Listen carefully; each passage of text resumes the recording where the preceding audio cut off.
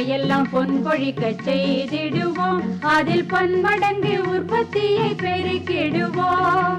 பண்ணையெல்லாம் பொன் கொழிக்க செய்திடுவோம், அதில் பன்மடங்கு உற்பத்தியை பெருக்கிடுவோம்.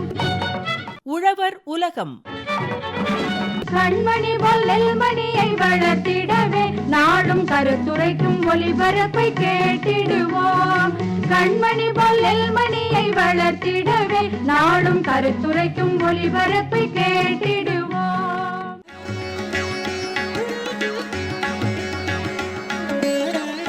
எண்ணெய் வித்து பயிர்கள் சாகுபடி தொடர் நிகழ்ச்சி.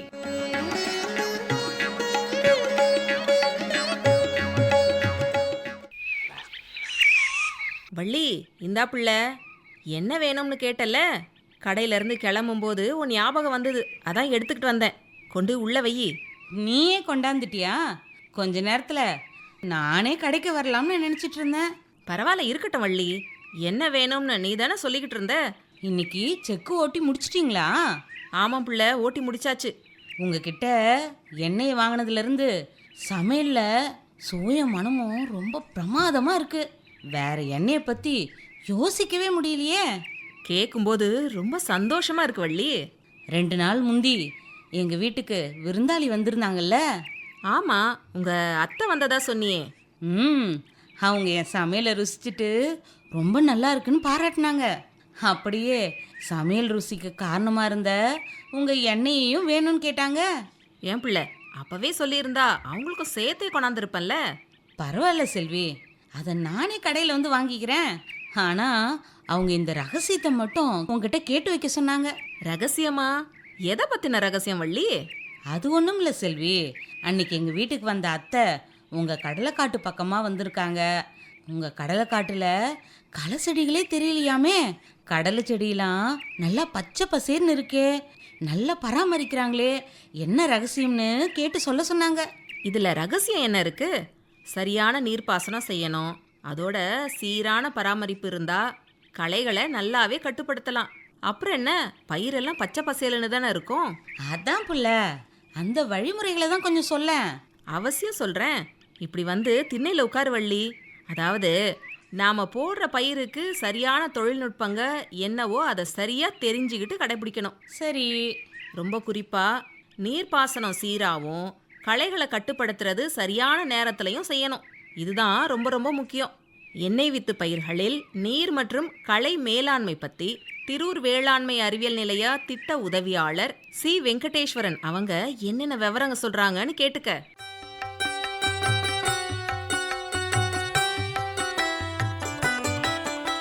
நீர் மற்றும் களை மேலாண்மை சரியாக செய்யவில்லை என்றால் நமது விளைச்சல் பாதிக்கப்படும் என்பது நம்ம எல்லாரும் அறிந்ததே.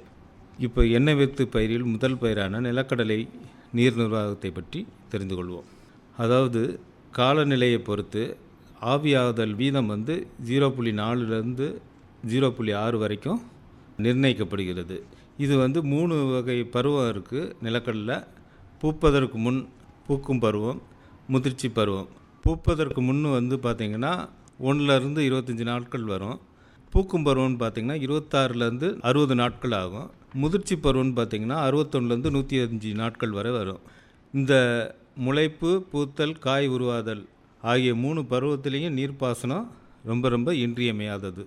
ஏனெனில் இந்நிலையில் மண்ணின் ஈரப்பதம் ரொம்ப அவசியமானது.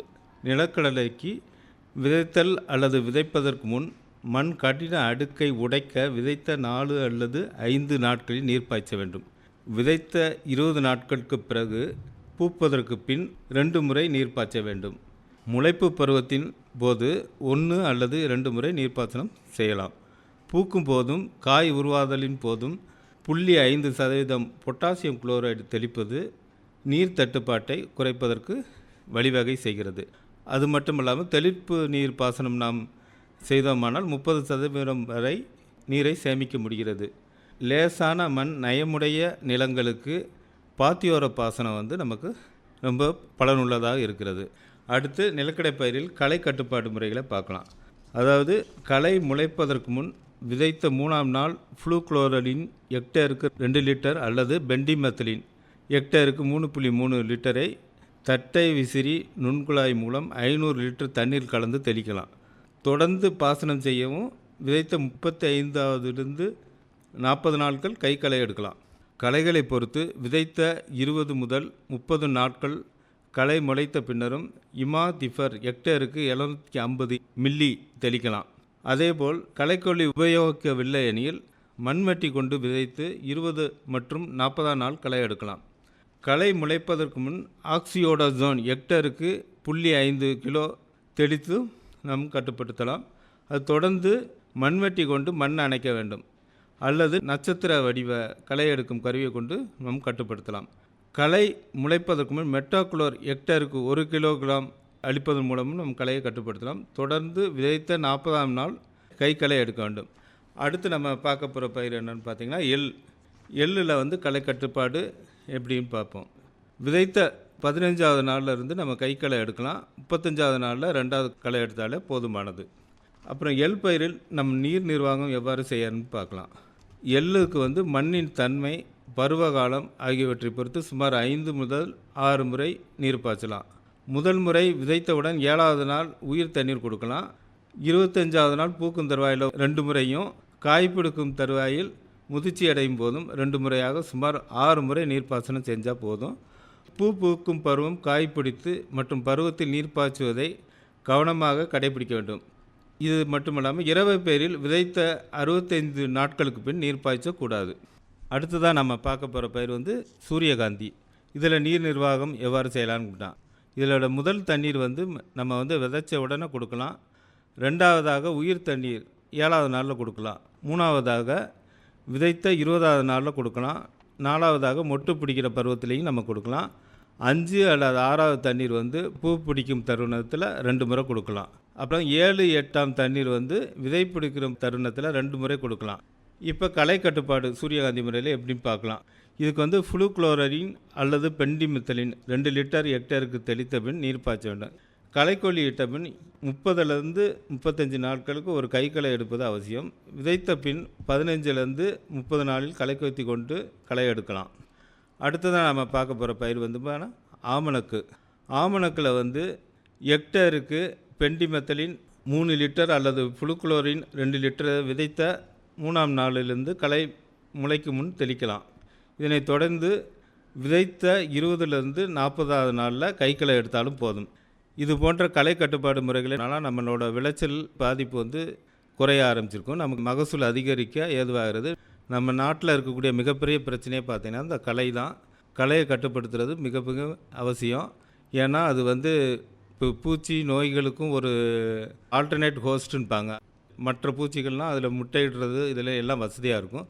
இந்த பூச்சி நோய் தாக்குதலும் அதிகமாக ஆகாமலும் இருக்கலாம். அதே சமயத்தில் இந்த களை மூலம் மண்ணில் இருக்கக்கூடிய உரங்கள் மற்றும் தண்ணீரை உறிஞ்சு கொள்வதனால நம்மளோட விளைச்சல் பாதிக்கப்படுது. ஸோ நீர் மற்றும் களை கட்டுப்பாட்டு முறை என்பது மிக மிக அவசியம். இப்போ களைக்கொல்லி மருந்து தெளிக்கிறோம் இல்லை, அதில் வந்து நமக்கு என்னென்ன முன்னேற்பாடு செஞ்சுக்கலாங்கிறத பற்றி பார்ப்போம். களைக்கொல்லி கலன், அதன் தயாரிப்பு மற்றும் காலாவதி நாளை நம்ம முறையாக சோதிச்சுக்கிறணும். அதை கரெக்டாக இருக்கான்னு பார்த்துக்கிறணும் இல்லைங்களா. அடுத்ததான் பயன்படுத்துறதுக்கு முன்னால் அதன் வழிமுறையில் வந்து நம்ம முறையாக படிச்சுக்கிறணும். அது மட்டும் இல்லாமல் தேவையான பாதுகாப்பு உடையை வந்து நம்ம அணிஞ்சு கொள்ளணும். ஏன்னா அந்த களைக்கொல்லியில் உள்ள மருந்தோட எஃபெக்ட் வந்து நமக்கு இல்லாமல் இருக்கலாம். அப்புறம் பரிந்துரைக்கப்படும் அளவு மட்டும்தான் நம்ம பயன்படுத்தணும். அதிகமாகவோ குறைவாகவோ பயன்படுத்த வேண்டாம். அதே மாதிரி களைக்கொல்லியை வந்து நீருடன் கலக்கும்போது முறையாக கலக்கணும், கவனமாக கலக்கணும். அதிகமாகவும் கலந்துட வேண்டாம், குறைவாகவும் கலந்து கொள்ள வேண்டாம். களைக்கொல்லி வந்து கீழே விழுகாதவாறு ரொம்ப கவனத்துடன் களை தெளிப்பானில் ஊற்றிக்கிடலாம். களைக்கொல்லிகளை வந்து குழந்தைகள் வீட்டில் இருக்கிறவங்களுக்கு பக்கத்தில் இல்லாமல் பார்த்துக்கணும். இதனால் நமக்கு வந்து பாதிப்புகள் வர்றதுக்கு அதிக சந்தர்ப்பங்கள் இருக்குது. ஸோ இதெல்லாம் முறையாக பயன்படுத்தி நம்ம களையை கட்டுப்படுத்தலாம். அடுத்ததாக எள் பயிரில் நம்ம களை கட்டுப்பாடு இதெல்லாம் பார்க்கலாம். விதைத்த 15வது நாள்லேருந்து 35வது நாள் கழித்து எள்ளில் வந்து களை கட்டுப்பாடை பற்றி பார்க்கலாம். விதைத்த 15 நாட்கள் கழித்து ஒரு களை எடுக்கலாம். அதே மாதிரி 35வது நாள் கழித்து 2வது களையும் எடுத்து களையை கட்டுப்படுத்தலாம். எள்ளில் நீர் நிர்வாகம் தன்மை எப்படி வைக்கலாம்னா, மண்ணின் தன்மை, பருவகாலம் ஆகியவற்றை பொறுத்து சுமார் 5 முதல் 6 முறை நீர் பாய்ச்ச வேண்டும். முதல் முறை விதைத்தவுடன் 7வது நாள் உயிர் தண்ணீரும், 25வது நாள் பூக்கும் தருவாயிலும், 2 முறையும், அப்புறம் காய் பிடிக்கும் தருவாயில் முதிர்ச்சி அடையும் போதும் 2 முறையாக சுமார் 6 முறை நீர் பாய்ச்சலாம். பூ பூக்கும், காய் பிடித்து மற்றும் பருவத்தில் நீர் பாய்ச்சுவதை கவனமாக கடைபிடிக்க வேண்டும். அதே மாதிரி இரவை பயிரில் பார்த்தீங்கன்னா விதைத்த 65 நாட்களுக்கு பின் நீர் பாய்ச்சக்கூடாது. நம்ம இதை முறைப்படியாக கடைப்பிடிச்சோம்னா இந்த எண்ணெய் வித்து பயிர்களில் அதிக மகசூல் எடுக்கலாம். என்ன வள்ளி, எண்ணெய் வித்து பயிர்களில் நீர் மற்றும் களை மேலாண்மை பற்றின விவரங்களை திரூர் வேளாண்மை அறிவியல் நிலைய திட்ட உதவியாளர் சி வெங்கடேஸ்வரன் அவங்க நாம் எல்லாரும் புரிஞ்சுக்கிறாப்புல அருமையாக எடுத்து சொன்னாங்கல்ல.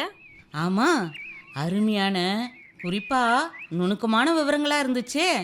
நீர்ப்பாசனம் எந்தெந்த பருவத்தில் எப்படி கவனமாக செய்யணும்னு தெளிவாக எடுத்து சொன்னாங்களே. அதே போல் களை கட்டுப்பாடும் இவங்க சொன்ன மாதிரி கவனமாக செஞ்சால் களைகள் இல்லாமல் நல்ல ஆரோக்கியமான தானியங்களை அறுவடை செய்ய முடியும். நிசந்தான் செல்வி, இது போல் சரியான பராமரிப்பு முறைகளை கடைபிடிச்சா விளைச்சல் இழப்பை தடுத்து நிறைஞ்ச மகசூலை எடுக்கலாம். அத்தைக்கு இந்த ரகசியத்தை இப்போவே சொல்லிடுறேன். நல்லது வள்ளி, நான் வந்து ரொம்ப நேரமாச்சு, கிளம்புறேன். ஆகட்டும் செல்வி, ரொம்ப நன்றி. நன்றியா? எதுக்கு? இதோ எனக்கு தேவையான எண்ணெயை வீட்டுக்கே கொண்டாந்து கொடுத்தியே, இதுக்கும் நீர் மற்றும் கலை மேலாண்மை பற்றின விவரங்களை நானும் தெரிஞ்சுக்க வச்சல, அதுக்கும் தான்.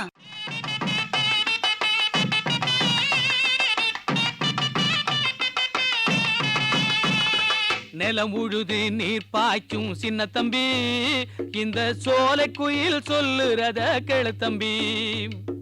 நிலம் உழுது நீர் பாய்ச்சும் சின்ன தம்பி, இந்த சோலை குயில் சொல்லுறத கேளு தம்பி. கலங்கலமா மகசூல் எடுக்க சின்ன தம்பி, கலங்கலமா மகசூல் எடுக்க சின்ன தம்பி. வயலுக்கு குளமா தண்ணி வேண்டாம் கேளு தம்பி. கலங்கலமா மகசூல் எடுக்க சின்ன தம்பி, வயலுக்கு குளமா தண்ணி வேண்டாம் கேளு தம்பி. கேளு தம்பி, நிலம் உழுது நீர் பாய்ச்சும் சின்ன தம்பி, இந்த சோலை குயில் சொல்லுறத கேளு தம்பி.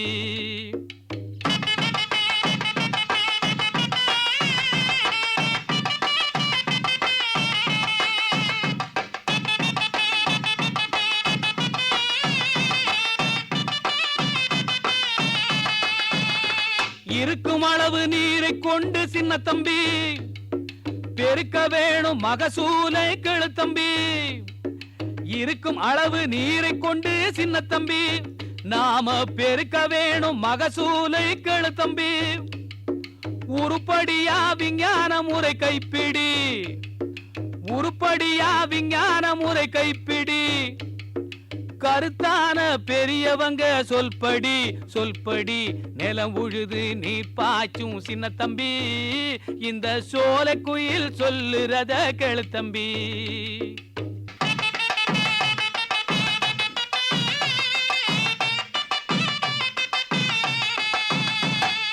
நிரம்பி வழியும் அளவு தண்ணியும் ஆகாது, நிரம்பி வழியும் அளவு தண்ணியும் ஆகாது. இட்ட ஓரங்கள் எல்லாம் இடம் பெயர்ந்திடும் சேராது, இட்ட ஓரங்கள் எல்லாம் இடம் பெயர்ந்திடும் சேராது. பரவலாக நோய் பரவிடக் கூடாது, பரவலாக நோய் பரவிடக் கூடாது. நல்ல விரகமில்லா சொட்டு நீர்ப்பாசனம் நீ பாரு, நல்லா விரகமில்லா சொட்டு நீர்ப்பாசனம் நீ பாரு, நீ பாரு. நிலம் உழுது நீர் பாய்ச்சும் சின்ன தம்பி, இந்த சோலை குயில் சொல்லுறத கேளு தம்பி.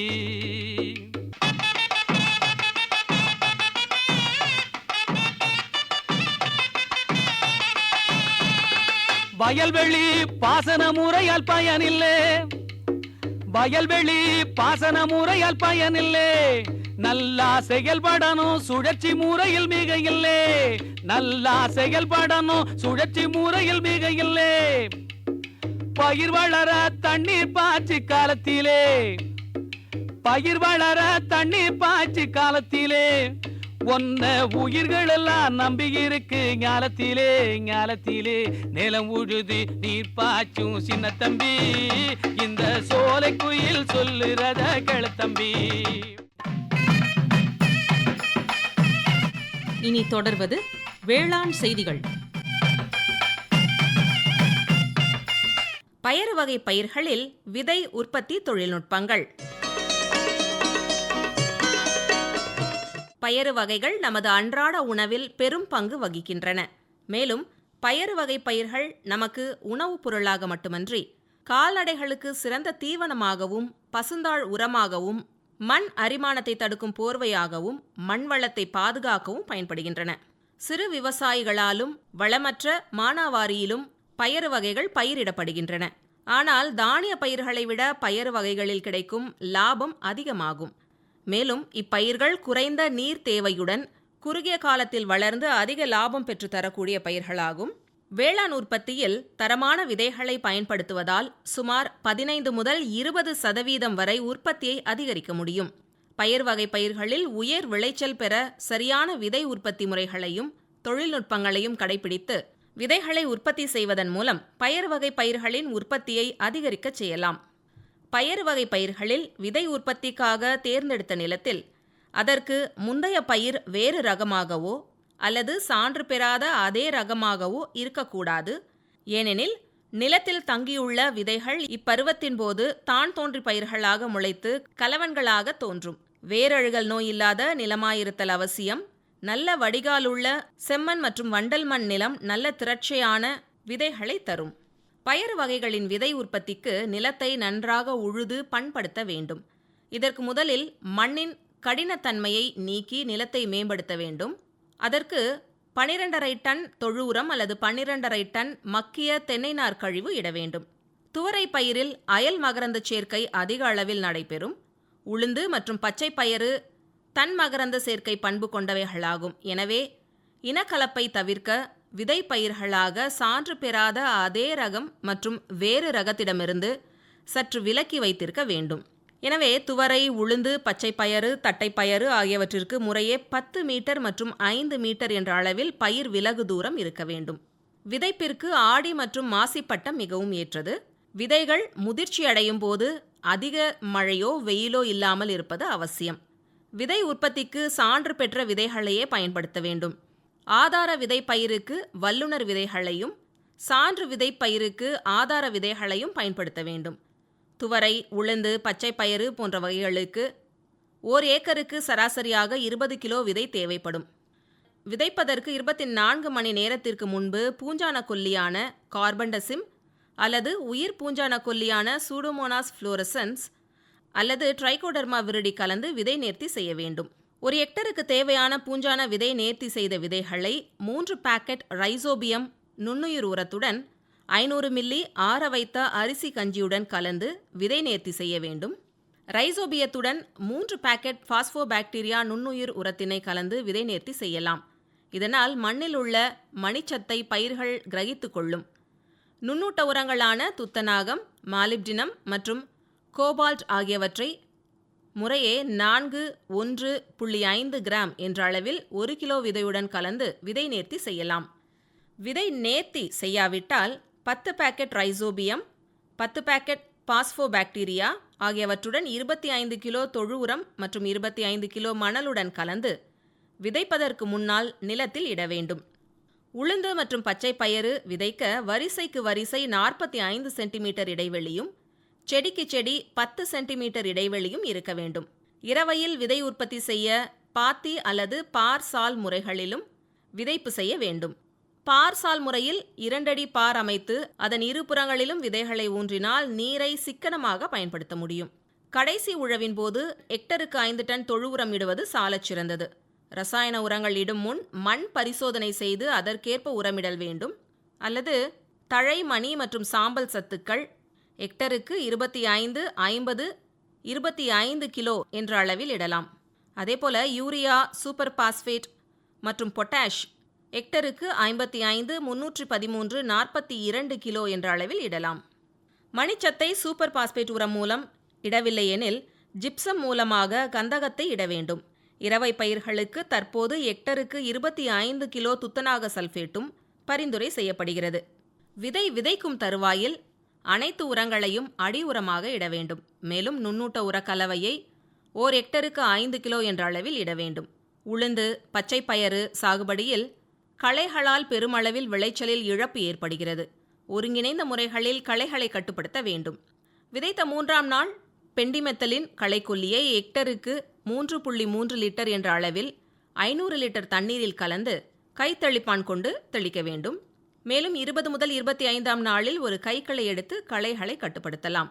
களை முளைத்த பின் அகன்ற இலை களைகளை கட்டுப்படுத்த ஹெக்டருக்கு இமாசித்தஃபயர் 500 மில்லி மற்றும் புல்வகை களைகளை கட்டுப்படுத்த குயிலோபாப் இத்தைல் 1 லிட்டர் களைக்கொல்லியை 500 லிட்டர் தண்ணீரில் கலந்து விதைத்த 15 முதல் 18ஆவது நாளில் தெளித்து களைகளை கட்டுப்படுத்தலாம். களைக்கொல்லி தெளிக்கவில்லை எனில் விதைத்த 15ஆம் நாளில் முதல் கைக்களையும் 30ஆவது நாளில் 2ஆம் கைக்களையும் எடுத்தல் அவசியம்.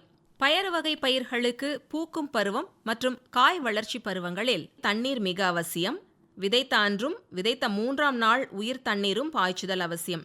பின்னர் மண்ணின் தன்மை மற்றும் நிலவும் காலநிலைக்கேற்ப 7 முதல் 10 நாட்களுக்கு ஒருமுறை நீர் பாய்ச்ச வேண்டும். பயறு வகை பயிர்களில் இலை வழி உரமிடல் ஒரு முக்கிய தொழில்நுட்பமாகும். இதனால் பூக்கள் உதிர்வது குறைந்து அதிக காய்கள் பிடித்து விளைச்சல் அதிகரிப்பிற்கு வழிவகுக்கிறது. பூக்கும் பருவம் மற்றும் காய்கள் பிடிக்கும் பருவம் என 2 முறை DAP கரைசல் அல்லது 1 முறை TNAU பயறு ஒண்டர் தெளித்து உயர் விளைச்சல் பெறலாம். ஒரு ஹெக்டருக்கு DAP கரைசல் தயாரிப்பதற்கு 4 கிலோ DAP உரத்தை 10 லிட்டர் தண்ணீரில் 12 மணி நேரம் ஊற வைக்க வேண்டும். பின்னர் மறுநாள் தெளிக்கும் போது தெளிந்த கரைசலை ஏக்கருக்கு 200 லிட்டர் தண்ணீருடன் கலந்து கைத்தளிப்பான் மூலம் செடிகள் நன்கு நனையுமாறு தெளிக்க வேண்டும். TNAU பயறு ஒண்டர் என்பது பயறு வகை பயிர்களுக்கு தேவையான நுண்ணூட்டச்சத்து மற்றும் பயிர் ஊக்கிகள் கலந்த கலவையாகும். இது தமிழ்நாடு வேளாண்மை பல்கலைக்கழகத்தின் பிரத்யேக தயாரிப்பாகும். இதை ஹெக்டருக்கு 2.25 கிலோ என்ற அளவில் 200 லிட்டர் தண்ணீரில் கலந்து பூ பூக்கும் தருணத்தில் 1 முறை தெளித்தால் போதுமானது. இலை வழி தெளிப்பினை காலை அல்லது மாலை வேளைகளில் மேற்கொள்ள வேண்டும். நல்ல நீரை பயன்படுத்தி கைத்தளிப்பானை கொண்டு தெளிக்க வேண்டும். பூச்சி மற்றும் நோய்க்கொல்லிகளுடன் கலந்து தெளிப்பதை தவிர்க்கவும். பூக்கள் உதிர்வதை தடுக்க 50% பூப்பின் போது லிட்டருக்கு 4 மில்லி என்ற அளவில் பிளானோஃபிக்ஸ் தெளிக்க வேண்டும். மீண்டும் 15 நாட்கள் கழித்து ஒரு முறை தெளிக்க வேண்டும். பிற ரகங்கள் விதை பயிரில் கலப்பதை கலவன் என்கிறோம். கலவன்கள் விதைப்பயிரின் இன தூய்மையை பாதித்துவிடும். விதைப்பயிரில் கலவன்களை கட்டுப்படுத்தும் முறைகளை தெரிந்து கொள்ளலாம். பூக்கும் பருவத்திற்கு முன்னர் விதைப்பயிரின் செடியின் உயரத்தை கொண்டு உயரமான செடிகள் மற்றும் குட்டையான செடிகள், தண்டின் நிறம் வேறுபாடான செடிகள், பூக்கும் காலத்திற்கு முன்பே பூக்கும் செடிகள் ஆகியவற்றை நீக்க வேண்டும். பூக்கும்போது பூவின் நிறம் மற்றும் அவற்றின் அளவை கொண்டு கலவன்களை அகற்ற வேண்டும். மேலும் பூக்காத செடிகள் மற்றும் மலட்டு தேமல் நோய் கொண்ட செடிகளை நீக்க வேண்டும். காய்களின் நிறம், அகலம், நீளம் மற்றும் காய்களின் மேல் உள்ள ரோமங்கள் ஆகியவற்றை கொண்டு கலவன்களை அகற்றலாம். தவிர அறுவடைக்கு முன்னர் செடியின் தன்மை, காய்களின் தன்மை கொண்டு கலவனை அகற்றலாம். பச்சை பயறு காய்கள் நன்கு முற்றிய பின் காய்களை மட்டும் பறித்து அறுவடை செய்யலாம். உளுந்து செடியை வேருடன் பிடுங்கி நன்கு காய வைத்து அடித்து தானியங்களை தனியாக பிரித்தெடுக்கலாம். காய்களிலிருந்து விதைகளை வளையும் மூங்கில் குச்சி கொண்டு அடித்தும் பயறு வகை காய்களிலிருந்து பிரித்தெடுத்தும் இயந்திரங்களின் மூலமாகவும் பிரித்தெடுக்கலாம். விதைகளை 8 முதல் 9% ஈரப்பதத்திற்கு உலர வைத்தல் வேண்டும். விதைகளை 7க்கு 7 சதுர கண் அளவு கொண்ட சல்லடை கொண்டு சலித்து நல்ல விதைகளை பிரித்தெடுக்க வேண்டும். நிறம் மாறிய விதைகளை பிரித்து அகற்றி விடுதல் வேண்டும். 1 கிலோ விதைக்கு 2 கிராம் என்ற அளவில் கார்பன்டசிம் மருந்தினை 5 மில்லி நீரில் கலந்த கலவை கொண்டு விதை நேர்த்தி செய்து பின் நிழலில் உலர்த்த வேண்டும். அல்லது விதை மற்றும் தானிய சேமிப்பு முறையாக விதைகளை ஊக்குவிக்கப்பட்ட களிமண், நொச்சி, அரப்பு இலை பொடிகள், பூச்சிக்காய் மற்றும் சியக்காய் பொடிகள் போன்ற ஏதாவது ஒன்றுடன் கலந்து சேமிக்கலாம். விதைகளை 8% ஈரப்பதத்தில் 50% கரி அமில வாயுவினை கொண்டு 15 நாட்களுக்கு ஒரு முறை என 3 முறை விதை நேர்த்தி செய்ய வேண்டும். விதைகளின் ஈரப்பதத்தினை 8 முதல் 9% குறைத்து பின் குறுகிய கால சேமிப்பிற்காக சாக்கு அல்லது துணிப்பைகளில் 8 முதல் 9 மாதங்கள் சேமிக்கலாம். இடைக்கால சேமிப்பிற்காக உள்வுறை கொண்ட சாக்கு பைகளில் 12 முதல் 15 மாதங்கள் சேமிக்கலாம். நீண்ட கால சேமிப்பிற்காக 700 கன அளவு கொண்ட சாக்கு பைகளில் சேமிக்கலாம். இதுவரை வேளாண் செய்திகள் கேட்டீர்கள்.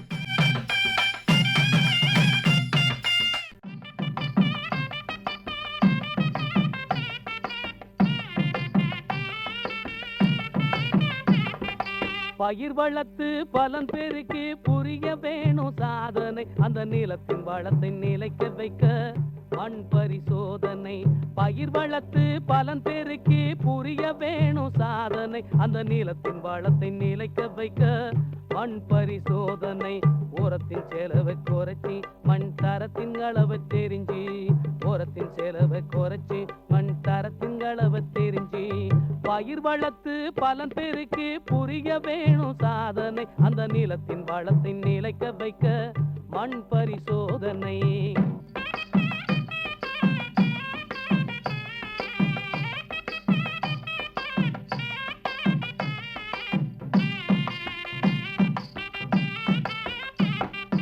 பயிர் இல்லாத காலத்துல தான் மண் மாதிரி எடுக்கணும். 10 இடத்துல எடுத்து உலர்த்தி துளாக்கி வைக்கணும். பயிர் இல்லாத காலத்துல தான் மண் மாதிரி எடுக்கணும். 10 இடத்துல எடுத்து உலர்த்தி துளாக்கி வைக்கணும்.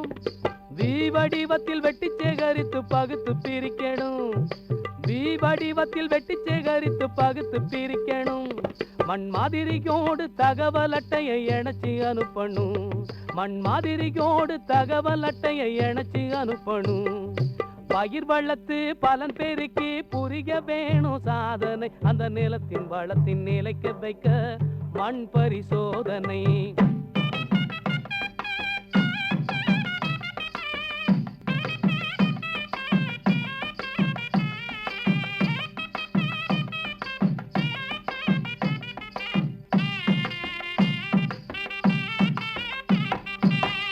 வருஷத்துக்கு ஒரு தரம் மண்ண சோதனை செய்யணும். காரங்கமில்ல தன்மையை கண்டு நேராக்கி வைக்கணும். 3 வருஷத்துக்கு ஒரு தரம் மண்ண சோதனை செய்யணும். காரங்கமில்ல தன்மையை கண்டு நேராக்கி வைக்கணும். சீராகவே உரம் தேவையானபடி ஜோராக போடணும். சீராகவே உரம் தேவையானபடி ஜோராக போடணும். மேலான பூமியில் வெள்ளாமை செஞ்சு பொன்னாக சேர்க்கணும். மேலான பூமியில் வெள்ளாமை செஞ்சு பொன்னாக சேர்க்கணும். பயிர் வளர்த்து பலன் பெருக்கி புரிய வேணும் சாதனை. அந்த நிலத்தின் வளத்தின் நிலைக்க வைக்க மண் பரிசோதனை.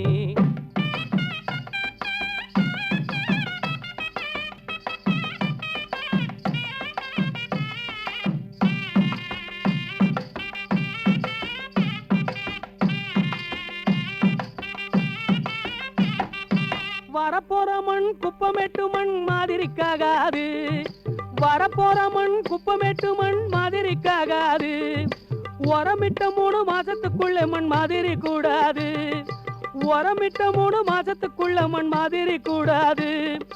பயிர் இருக்கும் காலத்தில மண் சோதனை கூடாது. பயிர் இருக்கும் காலத்தில மண் சோதனை கூடாது. உரப்பைகளில் மாதிரி எடுத்து அனுப்பக்கூடாது. உரப்பைகளில் மாதிரி எடுத்து அனுப்பக்கூடாது. பயிர் வளர்த்து பலன் பெருக்கி புரிய வேணும் சாதனை. அந்த நிலத்தின் வளத்தின் நிலைக்க வைக்க மண் பரிசோதனை.